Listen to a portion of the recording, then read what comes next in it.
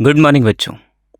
जैसा कि आप सभी को पता है, पैराडाइज ट्यूटोरियल स्ट्रांगली गवर्नमेंट को सपोर्ट कर रहा है for the fight against corona virus.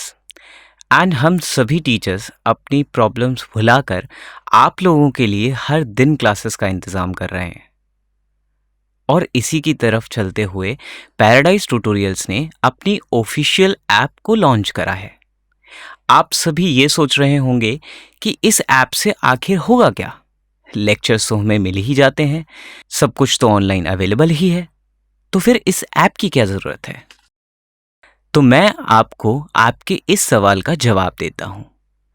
आप हमारी ऐप के through live lectures, complete topic analysis, doubt session, assignments, test series आप इजीली सॉल्व कर सकते हैं, और वो भी बिल्कुल मिनिमल से चार्जेस में।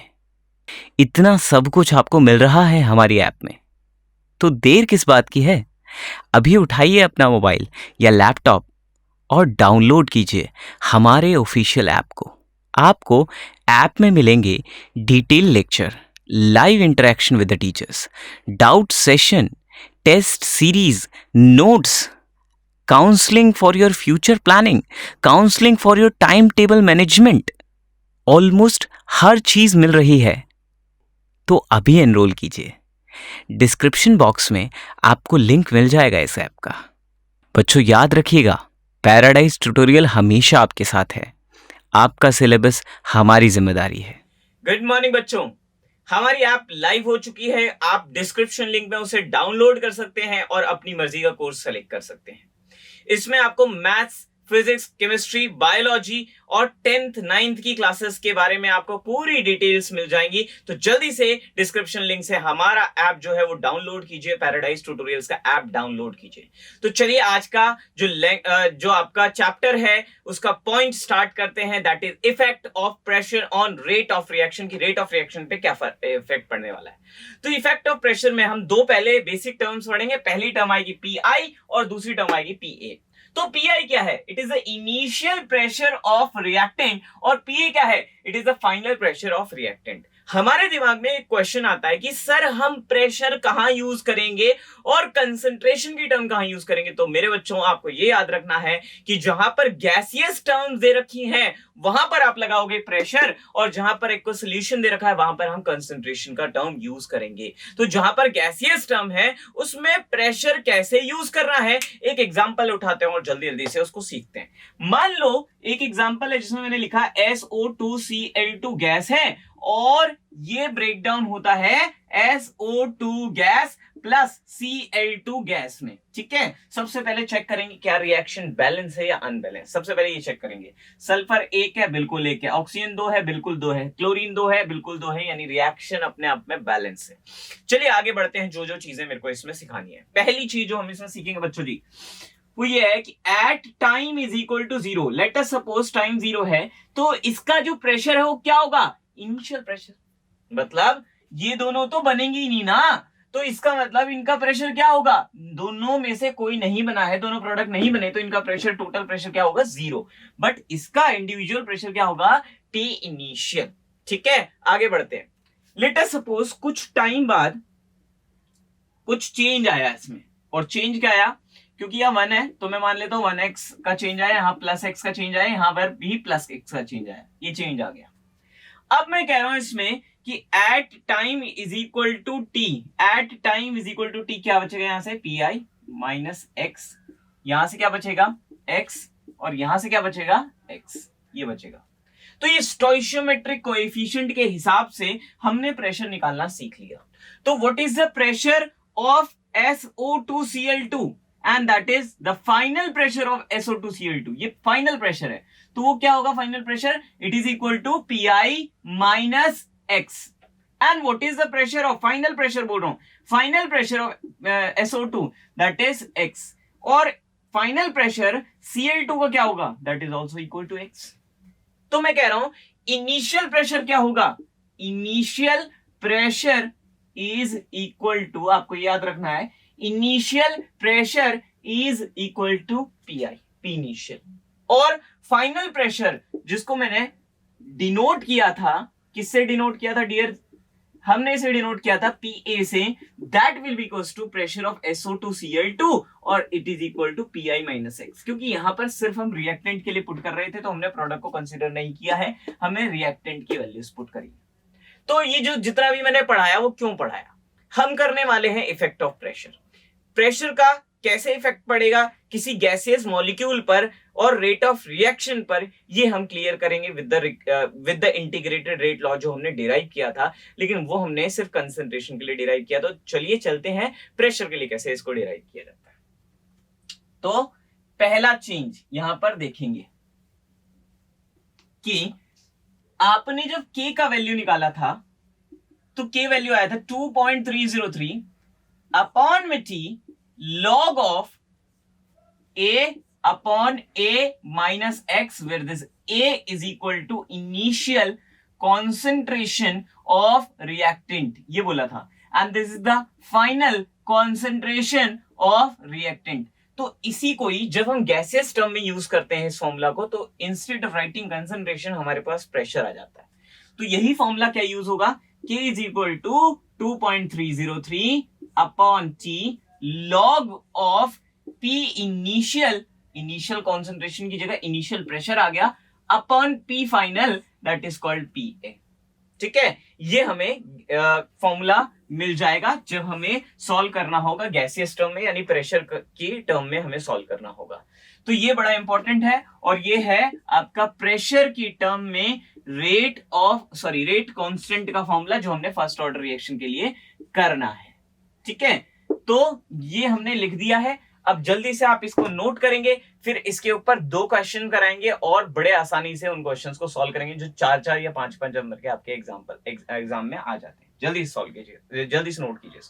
तो बच्चों इस कॉन्सेप्ट में आपको ये याद रखना है कि स्टोइशियोमेट्रिक के ऊपर बहुत सारी चीजें डिपेंड करेंगी। स्टोइशियोमेट्री को समझना है कि कैसे सॉल्व करेंगे, कैसे नहीं सॉल्व करेंगे और आगे बढ़ेंगे। तो चलिए स्टार्ट करते हैं। पहला क्वेश्चन ये कहता है हमसे कि एक हमारे पास एक्सपेरिमेंट किया गया है जिसमें क्या हुआ कि यहां पर टाइम कंसीडर किया, यहां पर टोटल प्रेशर कंसीडर किया ATM। अब ये कहते हैं 0 टाइम पे टोटल प्रेशर 0.5 ATM है, एंड जब 100 टाइम आ जाता है, सेकंड में है ये, 100 सेकंड हो जाता है, तो this pressure comes out to be 0.6 ATM। ठीक है, the reaction for this is SO2Cl2, ये गैस, ये ब्रेक डाउन कर रहा है आपका SO2 gas plus Cl2 gas, इसमें ब्रेक डाउन कर रहा है। अब मैं कह रहा हूं इसको कि आगे इसने पूछा हुआ क्वेश्चन में calculate rate of reaction at 0.65 ATM, ये निकालने के लिए कह रहा है क्वेश्चन में। काफी बार बोर्ड में छप चुका है क्वेश्चन, बड़ा इंपॉर्टेंट है। ठीक है, तो ध्यान से सुनना, फेवरेट क्वेश्चनों में से एक है टीचर के, तो ध्यान सुनना इस क्वेश्चन को। क्या कहता है कि क्या कैलकुलेट करना है जी, rate of reaction in terms of gas है तो प्रेशर की टर्म्स में निकालना है। अब आपने याद करो, पढ़ा होगा कि rate of reaction for a first order reaction is K into concentration की पावर 1। मैंने ये पढ़ाया था आपको। तो जब कॉन्सेंट्रेशन था, जब एक्वा सॉल्यूशन था तो हम क्या यूज करते, कॉन्सेंट्रेशन। तो अगर मेरे पास यहां पर गैस की टर्म्स हैं तो instead of writing concentration I will write pressure, और ये जो प्रेशर हम यूज करेंगे फाइनल प्रेशर यूज करेंगे यहां पर, और फाइनल प्रेशर जो हम यूज करेंगे वो होगा रिएक्टेंट का। ये माइंड में फिट रखनी है कि फाइनल प्रेशर ऑफ रिएक्टेंट का हम लोग यूज करने वाले हैं। ठीक है, तो फाइनल प्रेशर तक पहुंचना अगर चाहते हैं तो बिल्कुल आराम से मेरे साथ सारे स्टेप समझोगे और फिर मैं रिवीजन कराऊंगा कि कैसे हमने ये सारे स्टेप किए हैं। जल्दी से ध्यान देंगे।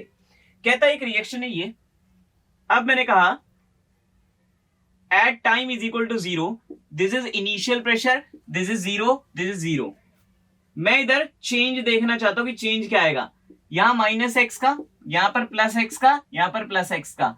किसी को भी डाउट है, पिछले लेक्चर्स में भी समझाया, आज भी समझा देता हूं। यहाँ 1 है तो अगर यहाँ x है तो यहाँ भी 1 है तो यहाँ भी x होगा, अगर यहाँ y होगा तो यहाँ भी y होगा, 1:1 का रेशियो है। ऐसी वहां यहाँ भी 1 है और यहाँ भी 1 है तो सेम रेशियो आएगा। अब देखते हैं at time is equal to t पर क्या बचेगा, यानी कुछ टाइम के बाद क्या बचेगा, यहां पर बचेगा PI minus x which is equal to final pressure of the reactant, जिसे हम PSO2Cl2 भी बोल सकते हैं। This is the final pressure of product, और जो मेरे पास आएगा वो आएगा x प्लस x। ठीक है, अब थोड़ी सी चीजों का वेट करोगे आप, जो मैं अभी लिख रहा हूं वो समझाऊंगा आपको कि क्यों लिख रहा हूं। हम निकालना चाहते हैं यहाँ पर टोटल प्रेशर। अब टोटल प्रेशर क्यों निकालना, थोड़ा सा वेट करना पड़ेगा उसके लिए।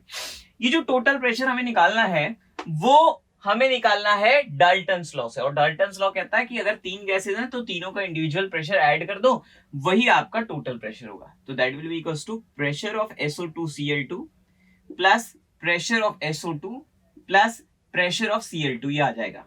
अब आगे सॉल्व करते हैं इसको। P total is equal to SO2Cl2 का प्रेशर कितना है, SO2Cl2 का फाइनल प्रेशर पुट करोगे Pi माइनस x प्लस इसका प्रेशर कितना है x प्लस इसका प्रेशर फाइनल कितना है x, ऐड कर दो टोटल। तो P total is equal to Pi, इससे कैंसल आउट हो गया, सिर्फ क्या बचा प्लस x का वैल्यू निकालो। P total minus P initial is equal to मेरे पास क्या आ जाएगा x। अब यहां से x का वैल्यू क्यों निकाला है, क्योंकि हमें निकालना है यहां पर pressure of SO2Cl2 which is equal to pressure of A, final pressure of the reactant, ये कैलकुलेट करना है। एंड इसका वैल्यू क्या है Pi माइनस x, और x का वैल्यू आपने क्या निकाला है यहां से P total minus Pi put कर देंगे, P टोटल माइनस Pi, ये पुट कर दिया मैंने। अब आगे सॉल्व करेंगे इसको, तो हमारे पास प्रेशर ऑफ SO2Cl2 फाइनली घूम फिर के आ जाएगा प्रेशर, ये माइनस इंटू माइनस प्लस हो जाएगा, two pressure initial minus P total, ये आ जाएगा। अब यहां तक मैंने डेरिवेशन क्यों किया है इसका रीजन सुनिए। देखो क्वेश्चन अगर ध्यान से देखो, गिवन डेटा कहता है टाइम 0, यानी टाइम 0 पर कौन सा प्रेशर होता है, ये तो नहीं होता, ये तो नहीं होता, सिर्फ कौन सा प्रेशर होता है इनिशियल, यानी we are given with initial pressure that is 0.5 ATM। हमारे पास इनिशियल प्रेशर दे रखा है, कितना दे रखा है जी 0.5 ATM दे रखा है। ठीक है, नाउ अगर देखोगे टाइम इज इक्वल टू 100 पर 0.6 ATM फाइनल प्रेशर है, sorry total pressure, not final pressure, total pressure है, और वो कितना है 0.6 ATM। यानी कहता है इन सबका एडिशन जो है वो 0.6 ATM है। इंडिविजुअली मेरे को किसी का प्रेशर नहीं दे रखा, इन तीनों का एडिशन मेरे को 0.6 ATM दे रखा है। यानी at time is equal to 100 क्या दे रखा है, P total is equal to 0.6 ATM। तो इसीलिए मैंने प्रेशर ऑफ SO2Cl2 जो कैलकुलेट किया है वो इनिशियल और टोटल टर्म्स में कैलकुलेट किया है, वही चीज मैंने इनिशियल एंड टोटल टर्म्स में हमने कैलकुलेट किया है। ठीक है, आगे बढ़ते हैं बेटा जी इसको। तो मुझे सबसे पहले क्या निकालना था, सबसे पहले वो देख लेते हैं, रेट ऑफ रिएक्शन निकालना था। ठीक है, rate of reaction is equal to क्या होता है K और मल्टीप्लाई बाय PA। तो हम सबसे पहले क्या कैलकुलेट करेंगे, K कैलकुलेट करेंगे। K कैसे कैलकुलेट कर सकते हैं, K is equal to 2.303 upon T log of P initial upon P final। ये मैंने आपको पढ़ाया था अभी थोड़ी देर पहले। इसकी वैल्यूज पुट करके देखते हैं कि इसकी वैल्यू क्या होंगी। जल्दी से इसकी वैल्यू पुट कर देता हूं। तो ये मैं अभी लिख दूंगा, आपको टेंशन ना लेना। तो इसकी वैल्यू जो होंगी वो क्या होंगी, K is equal to 2.303 और टाइम कितना पुट करोगे जो गिवन है that is 100 second, log of P initial upon मेरे पास PA की कितनी वैल्यू आई देखना, PA की वैल्यू आई आपके पास PA is equal to PSO2Cl2 और वो कितना आया आपके पास 2PI minus P total, 2PI minus P total, ये आया। वैल्यू पुट करोगे 2.303 upon 100 log of P initial कितना है 0.5 इंटू 2 इंटू 0.5 माइनस 0.6, ये आ गया आपके पास K का वैल्यू। मेरी बात को बहुत गौर से सुनेंगे, यहां पर जो मैं एक पॉइंट क्लियर कर रहा हूं, ये जो टोटल प्रेशर हमने पुट किया है ये हमने with respect to time put किया है कि टाइम के रेस्पेक्ट में कितना टोटल प्रेशर है, और टाइम कितना था 100, उसके रेस्पेक्ट में टोटल प्रेशर कितना है 0.680। ठीक है, इससे हमारे पास जो एक वैल्यू आई वो है rate constant, and through out the reaction this rate constant value has a constant value. ये जो रेट कांस्टेंट की वैल्यू है वो कांस्टेंट ही होगी एक पूरी रिएक्शन के लिए, ये आपको याद रखना है। ठीक है, आगे बढ़ते हैं बेटा जी। यहां से आपका K का वैल्यू आ गया।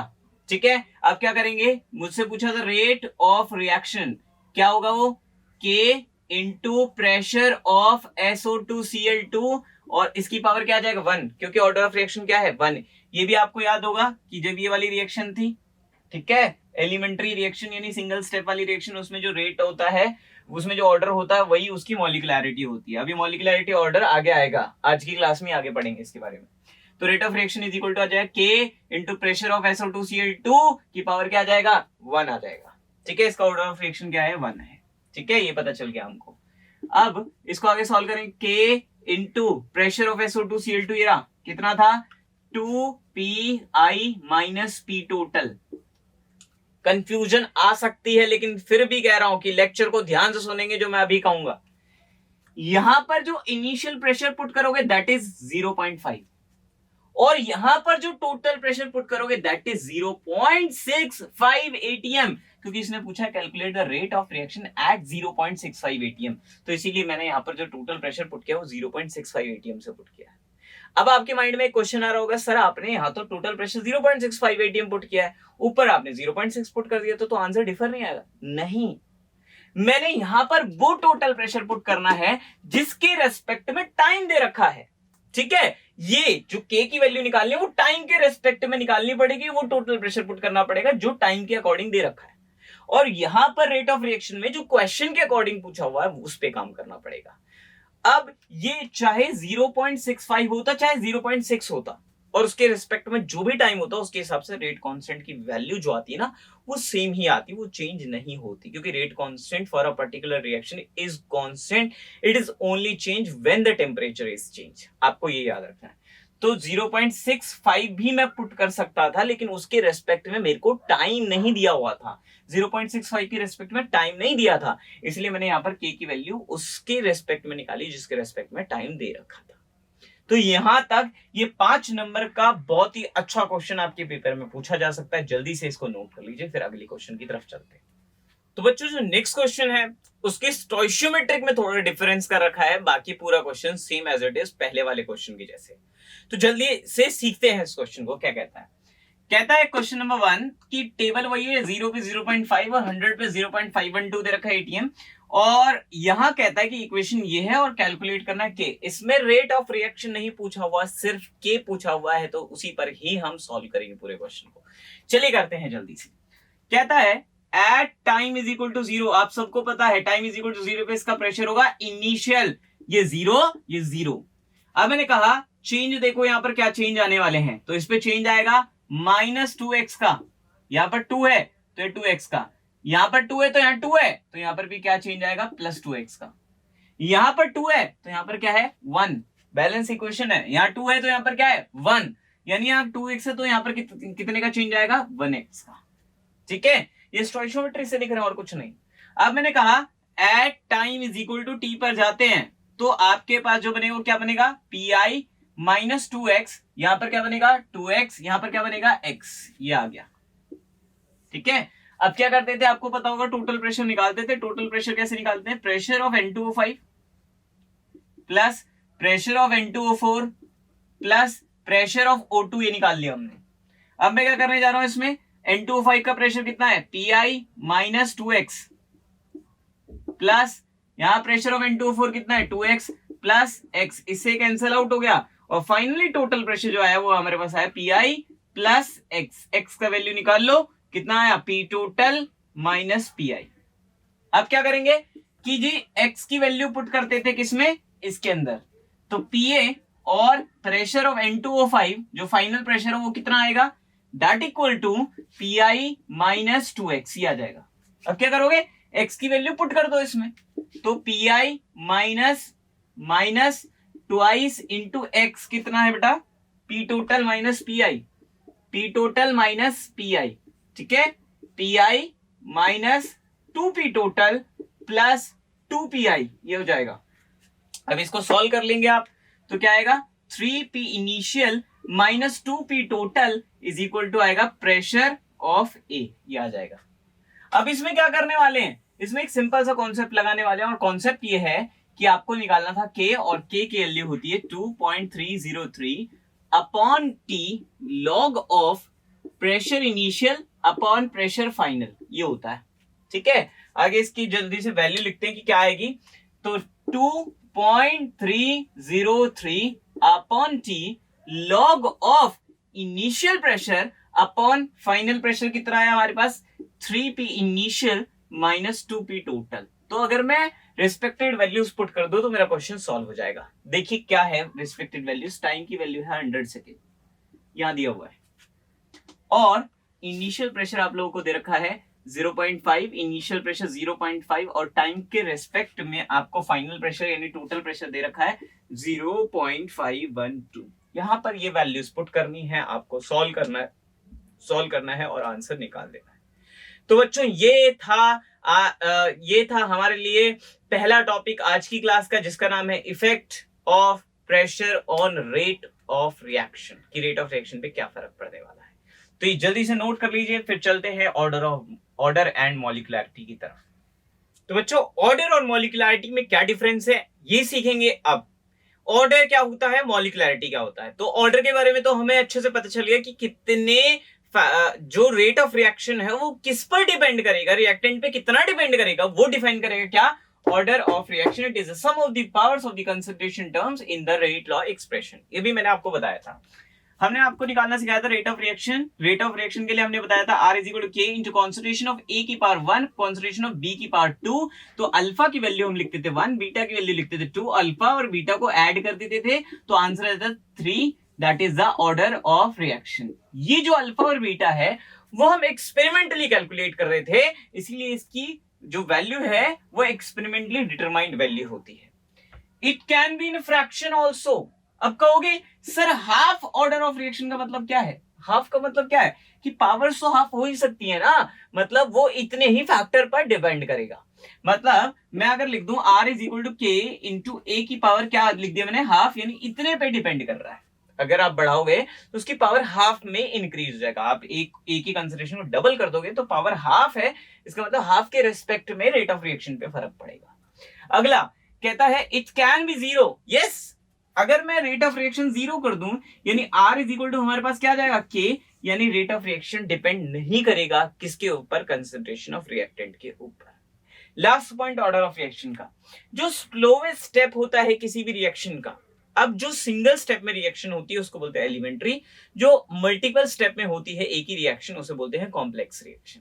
कॉम्प्लेक्स रिएक्शंस में भी एक स्लो स्टेप होता है और उसी स्लो स्टेप को बोलते हैं हम रेट डिटरमाइनिंग स्टेप, और वही फर्दर हमें बता रहा होता है कि रिएक्शन का मैकेनिज्म कैसे बनने वाला है। मतलब ए और बी में अगर रिएक्शन होगा तो वो कैसे होगा, कैसे बॉन्ड ब्रेक डाउन होंगे, कैसे बॉन्ड फॉर्म होंगे नए वाले, वो सब आपको इंफॉर्मेशन देगा slowest step which is a rate determining step. आगे आते हैं मॉलिक्युलैरिटी की तरफ कि मॉलिक्युलैरिटी क्या होता है। तो जल्दी से सीखते हैं मॉलिक्युलैरिटी का क्या आपको फंडा समझना है। मॉलिक्युलैरिटी के लिए एक रिएक्शन उठाते हैं। मैंने कहा A प्लस बी से यहां बन रहा है C बन रहा है। तो पहली बात तो रिएक्टेंट साइड में देखो कितने रिएक्टेंट है, एक ये। तो टोटल नंबर ऑफ रिएक्टेंट जो आपस में रिएक्ट कर रहे हैं, कोलाइड कर रहे हैं ताकि प्रोडक्ट बन सके, उन्हीं को बोलते हैं हम मॉलिक्युलैरिटी। तो यहां पर टोटल मॉलिक्युलैरिटी कितनी हो गई, मॉलिक्युलैरिटी ऑफ दिस रिएक्शन बिकम्स 2। अब कहता है it is theoretical concept, obviously reaction के वाइज लिख रहे हैं तो थ्योरेटिकल कॉन्सेप्ट है। It has only integral value, मतलब इसकी वैल्यू हाफ नहीं हो सकती, आधा मॉलिक्यूल कभी भी रिएक्ट नहीं करता, इंटीग्रल वैल्यूज में ही मॉलिक्यूल रिएक्ट करेगा। अगला it can not be zero. Zero का मतलब क्या है, कोई रिएक्टेंट रिएक्ट कर ही नहीं रहा फिर भी प्रोडक्ट बनेगा, क्या ऐसा हो सकता है, बिल्कुल नहीं। तो रिएक्शन में अगर रिएक्टेंट हैं तो उनकी कुछ ना कुछ वैल्यूज होंगे और वो इंटीग्रल वैल्यू होंगी, it can not be zero. और ये कोई रिएक्शन के मैकेनिज्म पे नहीं बताता कि कैसे रिएक्शन का मैकेनिज्म होने वाला है। तो ये था बच्चों आज की क्लास का टॉपिक, जिसमें हमने आपको ऑर्डर एंड मॉलिक्युलैरिटी पढ़ाया और जिसमें मैंने आपको इफेक्ट ऑफ प्रेशर पढ़ाया। ये सारे जो आज हमने पढ़ाई टॉपिक वो बहुत ही ज्यादा जरूरी थे आपके एग्जाम्स के लिए। तो प्लीज प्लीज प्लीज पढ़ना शुरू कर दीजिए, ज्यादा टाइम नहीं रह गया है आप लोगों के पास। जैसे ही लॉकडाउन शुरू होगा आपके ऊपर बहुत सारा प्रेशर आने वाला है, तो अभी से ही उसको खत्म करना शुरू कर दीजिए। चलिए तब तक के लिए वीडियो को लाइक करें, शेयर करें और चैनल को सब्सक्राइब करना ना भूलें। Tata bye bye.